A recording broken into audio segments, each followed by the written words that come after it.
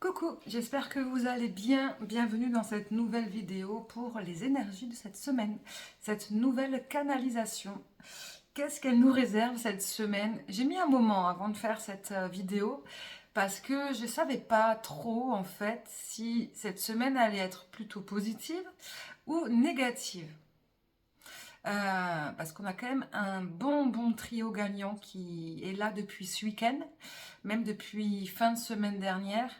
Euh, c'est quand même assez corsé, c'est assez pas mal quand même, où c'est relativement assez épuisant, je dirais, fatigant.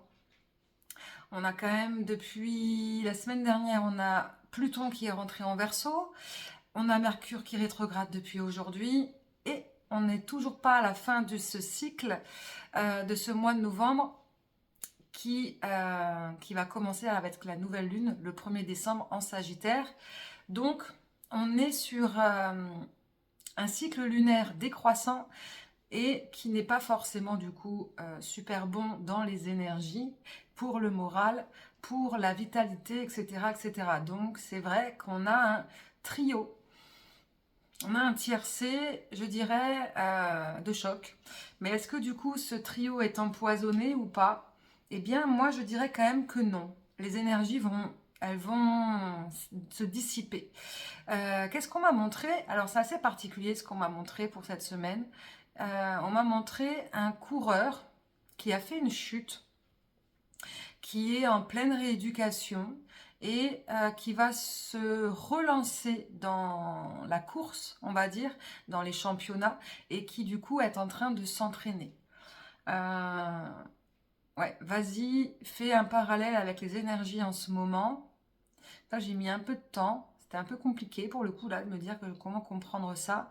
Et en fait, je dirais que ce trio est pas forcément empoisonné, mais qu'au contraire, il est plutôt positif, mais non pas effectivement pour se lancer dans des nouveaux projets, mais plutôt pour une semaine pour plancher dessus, pour s'entraîner, un peu comme ce coureur.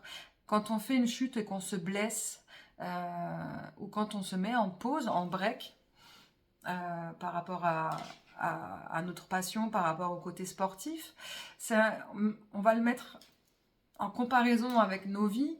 On est en train de préparer des nouvelles choses, mettre en place de nouveaux projets, ok, pas de souci. On a un nouveau cycle qui a commencé depuis le 1er novembre, ok, pas de souci, mais il n'y a pas beaucoup de choses qui se mettent encore en place. Et donc du coup, on peut ressentir une sorte de frustration, que ça va pas assez vite, etc., etc., ou tout simplement une non-motivation.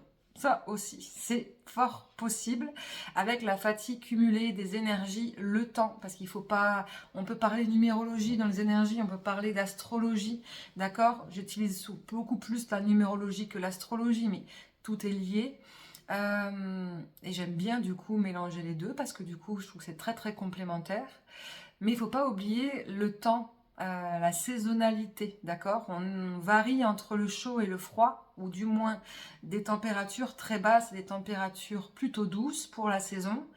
Et là, je pense que c'est dans n'importe quelle région, même pour ceux qui ont eu la neige fin de semaine dernière, ils ont eu un week-end beaucoup plus doux, on va dire. Donc, il y a cette oscillation, cette sorte de dualité extérieure qui fait que du coup, on fatigue.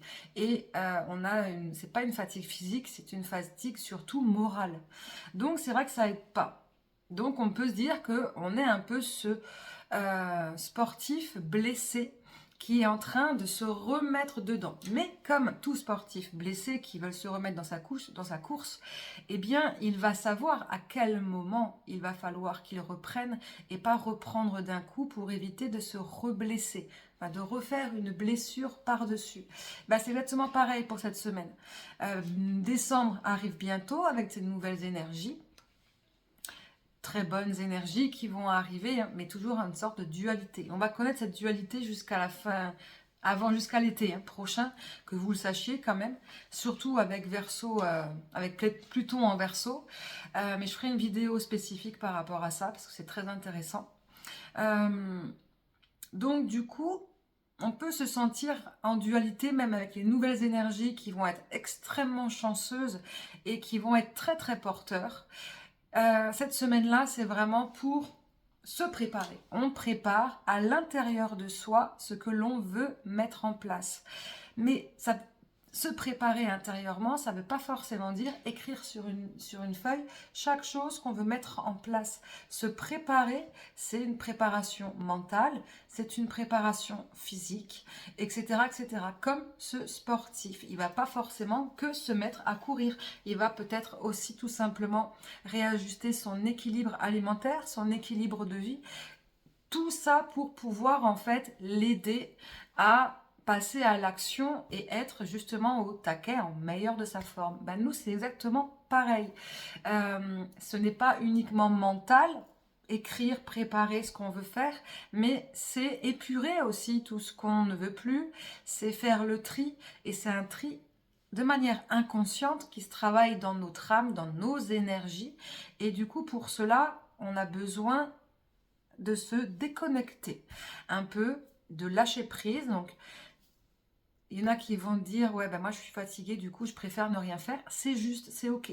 Par contre, ne tombons pas quand même dans une sorte de procrastination qui ne serait pas bonne non plus. D'accord? C'est comme un sportif qui se dit, bon, ben pour la prochaine saison, il faut que je sois au taquet. Il ne va pas attendre le mois avant pour pouvoir se préparer. Voilà, c'est pareil. La procrastination, enfin, il faut trouver un bon équilibre. Donc, voilà pour les énergies. Donc, je ne dirais pas que c'est un tiercé diabolique. Mais si on reste dans des énergies négatives et que on se contente de ces énergies négatives, et bien du coup, on va rester dans ces énergies négatives. Et au contraire, le conseil, ça va être justement de surpasser ces énergies extérieures négatives et de ne pas en faire un genre de leitmotiv, d'excuse. Ce n'est pas parce que il se passe tout ça de manière extérieure que du coup, ça vous donne la crédibilité de dire, bah oui, bah, c'est pas ma faute, du coup, ben, c'est une semaine, ça va être pourri, c'est une journée pourrie, etc., etc. Alors qu'en réalité, non, parce que déjà, toutes personnes vont réagir de manière différente, heureusement, mais c'est surtout que, vous le savez, l'énergie négative attire le négatif. Donc, soyez positif pour attirer le positif, même si extérieurement parlant, c'est pas méga fun. Autre point quand même pour cette semaine qui est très intéressant, si on s'écoute et si on se priorise et qu'on prend du temps pour soi et qu'on accepte de voir réellement ce qu'il y a à voir, eh bien cette semaine, fin de semaine surtout, en approche de la nouvelle lune du 1er décembre, intuition plus et clairvoyance également. Donc soyez connectés avec vous-même, avec les messages que vous pouvez recevoir, soyez connectés avec vos rêves parce que vous allez peut-être recevoir des informations importantes en cette fin de semaine. Voilà, je vous laisse avec ces énergies. Je vous souhaite une excellente semaine et je vous dis à très vite.